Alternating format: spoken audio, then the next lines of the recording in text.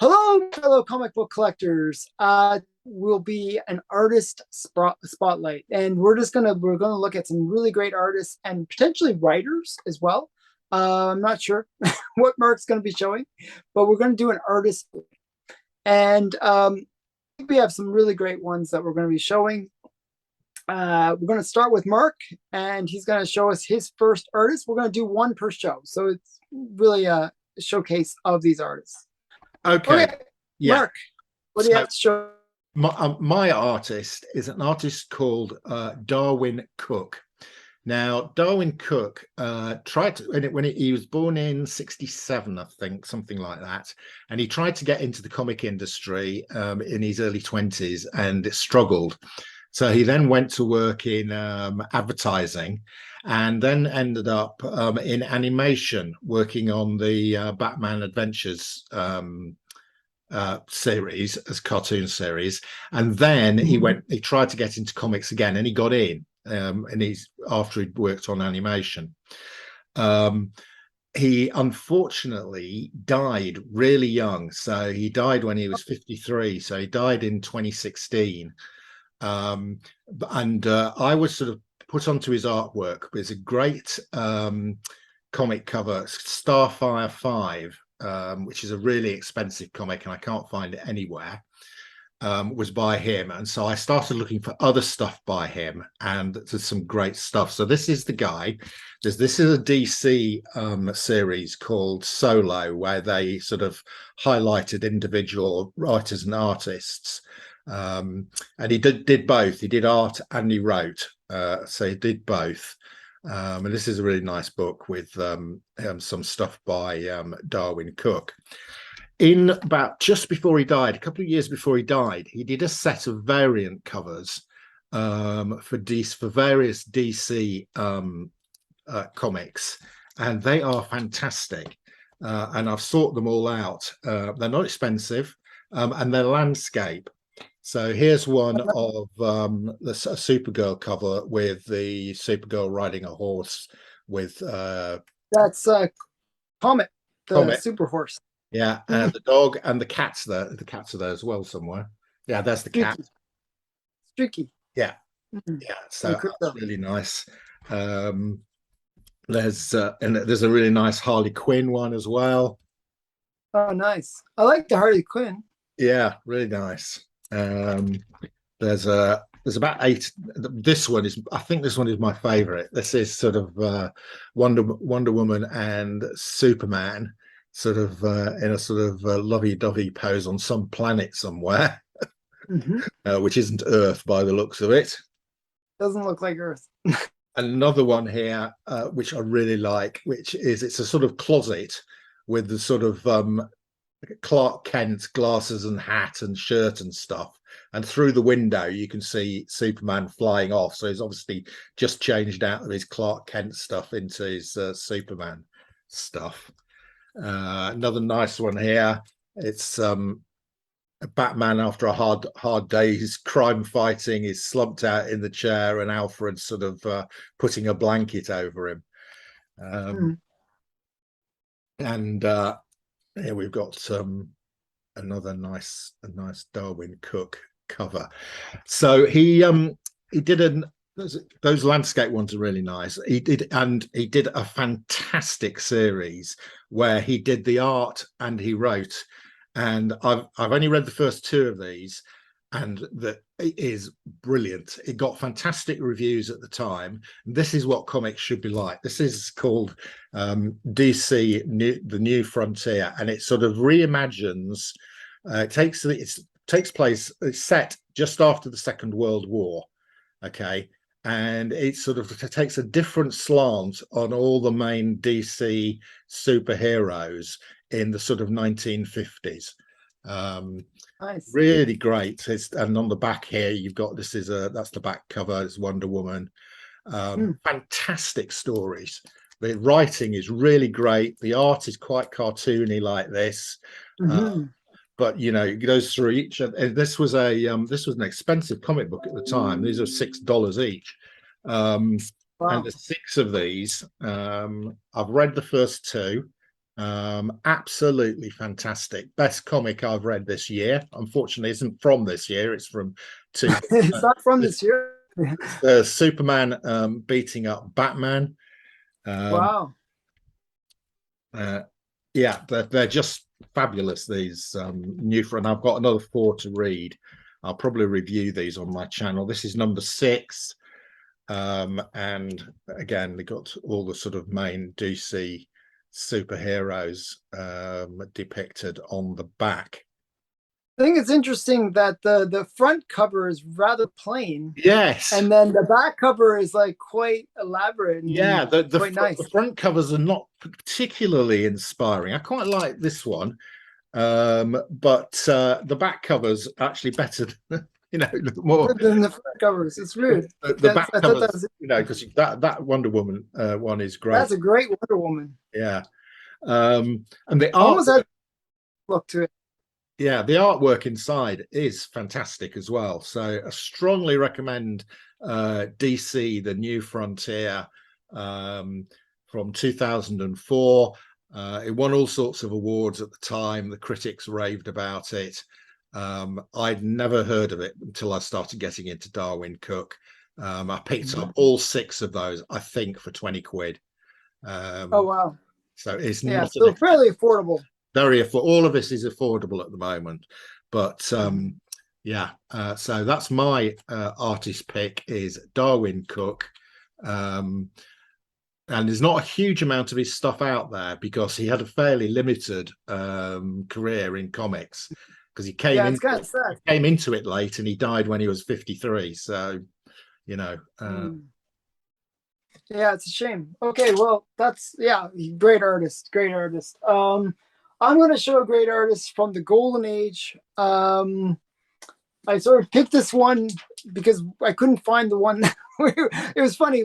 Before we recorded this, I was basically searching through all of my boxes, trying to find artwork from that I know I have from one artist. I couldn't find it, so it was like, okay, we'll just do this other artist for now. What you guys don't realize how much I have to suffer for making these. I have to sit generally for about half an hour episode just watching Alan trying to find a comic. Okay, because he's got so many comics, he never remembers where he's put them. And they're so poorly organized. That's the key. So I suffer for this. You just don't see it. It's so bad. Oh well. So we decided to go with one that I show a lot. I do love this artist though. It's Alex Schomburg. Alex Schomburg, Golden Age artist, known primarily for his airbrushed artwork, and he really got his start with Marvel Comics and doing a lot of these like war propaganda covers, very elaborate covers. Actually, I'm sure maybe I don't have any of those, sadly enough. Those ones are utterly expensive. But I do have some of his other stuff that he did that's really quite good. First one is Captain Easy. This one's actually a very affordable. The reason I show this is it's actually a very affordable Alex Schomburg cover. Yeah. This is Captain Easy number 13. And I think it's got like all the elements to it. It's got, good girl art. It's got bondage. It's got cannibalism. Yeah, nice. It's got lots of stuff going on. And then we got America's Best Comics. Oh, there we go. See that there? Yeah. Yeah, and then this one is like Miss Mask, obviously. Obviously. But we also have 2 kind of characters that he's really well known for, which are the Black Terror and Fighting Yank. Those are 2 really big characters for Alex Schomburg. And some other series that he's known for, and this is a lot of his airbrush style and good girl nice. Art style. This is Exciting Comics. Yeah, that's very he nice. He did a bunch of the covers for this series. Anything that he touched basically is pretty pricey because there are collectors for Alex Schomburg. So this is Exciting Comics. And as I said, he did his big character was Black Terror. That's this guy. Yeah. And another character that he's really famous for is Judy of the Jungle. So the ones that I showed earlier are Judy of the Jungles, the girl. Yeah. So this is Judy of the Jungle here. This is her first appearance actually. So and then we got What sort of date are these, Alan? these are like from the mid 40s, mid Okay. 40s. So this is like from 1945. This is one of his war covers. So as I said, he did sort of like these. I'll take this out of the plastic so you can see it a bit better. So these kind of war propaganda covers. He had a lot of ones where you got fighting Yank and he's punching like in this case he's punching some of the Japanese soldiers. Yeah. And he would draw his Japanese soldiers with these kind of like the buck teeth, Yeah. the typical over exaggerated. exaggerated, make them look as goofy as possible. There's actually a really brilliant I think it's Captain America cover. I believe it's Captain America. I could be wrong.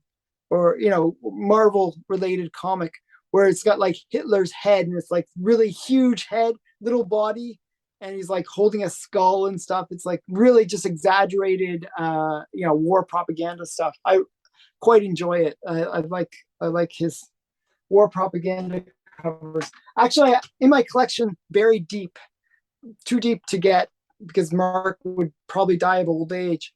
I have his very last war cover that he did, war propaganda cover, which was in Young Allies.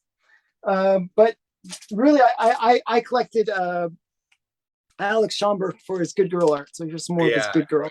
Yeah, that's a good. This is actually my favorite cover by Alex Schomburg, strangely enough. Nice. Yeah.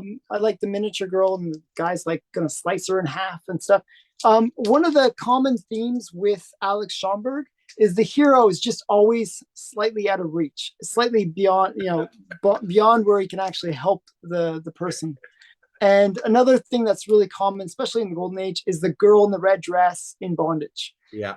Always damsel in distress. Yeah. And I'll just to show a couple more. These are with Judy of the Jungle. Nice. So this is some exciting comics. Yeah. Just really great. This is almost like pre-bondage. I don't know.